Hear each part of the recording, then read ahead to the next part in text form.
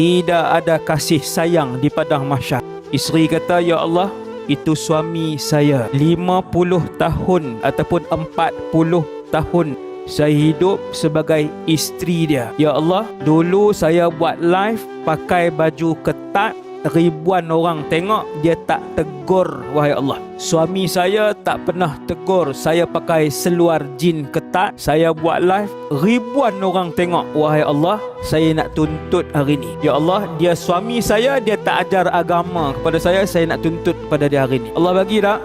Bagi. Apa Allah buat? Ambil pahala suami tadi, letak ke isteri. Berapa tahun tak tegur, isteri duk buat live pakai ketat? 8 tahun. Ambil pahala suami, letak di akaun isteri. Itu baru live, belum lagi keluar rumah tak tutup aurat. Berapa tahun keluar rumah tak tutup aurat? 40 tahun. Tutup tapi t-shirt dekat ni, Inna lillah wa inna ilaihi raji'un. Kalau macam tu habislah ustaz, baru seorang minta. Memang pun kalau macam tu habislah pahala dia ustaz, baru seorang claim. Memang pun Nabi sebut tak perkara tu? Nabi sebut bahawa akan habis pahala itu.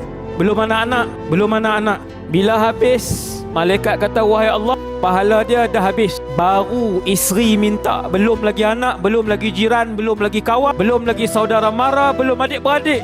Bilangan mereka ribuan. Lalu bila pahala dia dah habis, Allah pun arahkan, ambil dosa orang yang minta tu, letak dekat dia. Kumpul dosa pula. Dosa seorang.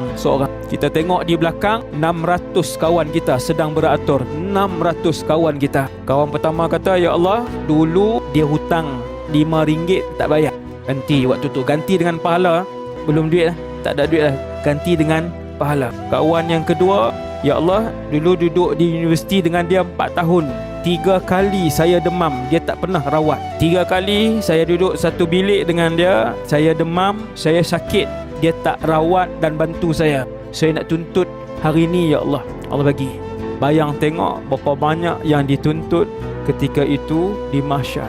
Sebab tu kita hidup, jaga hak kita, jaga tanggungjawab kita. Tanggungjawab sebagai anak, tanggungjawab sebagai ayah, tanggungjawab sebagai suami, tanggungjawab sebagai isteri, tanggungjawab sebagai anak.